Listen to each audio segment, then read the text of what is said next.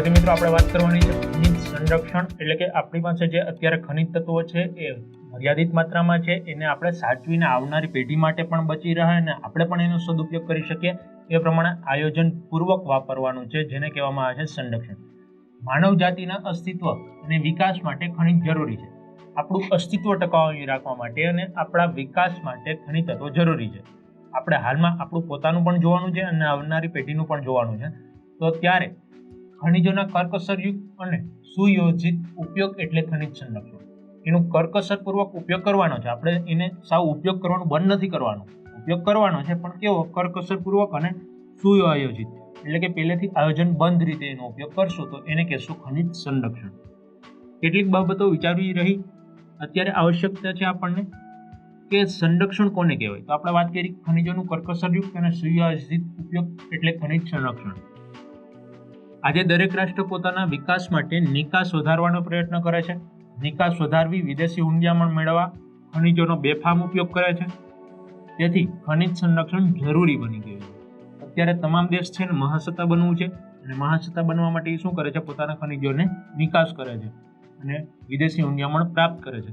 પણ જો આવી જ રીતે બેફામ રીતે ખનિજોનો ઉપયોગ થતો રહેશે તો આવનારી પેઢી છે એના માટે કોઈ પણ જાતનું ખનિજ બચશે નહીં અને એના જીવ ઉપર જોખમ જોવા મળશે. ખનિજ સંરક્ષણ કરવા માટેના ઉપાયો શું, એની ચર્ચા કરીએ.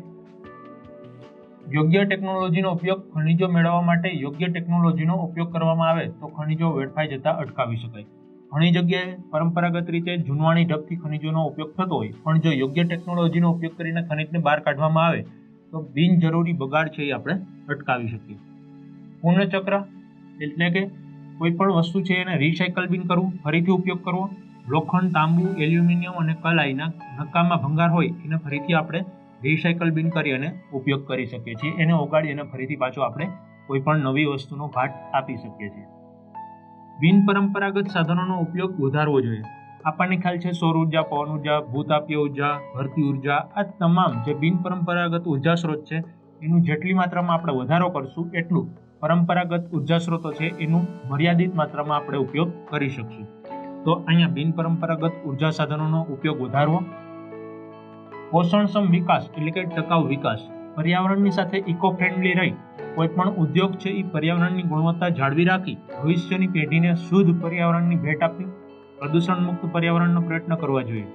આવનારી પેઢી માટે આપણે પ્રદૂષણ મુક્ત વાતાવરણ અને પર્યાવરણ રાખીને જવાનું છે. એના માટે પણ આપણે પ્રયત્ન કરવા જોઈએ.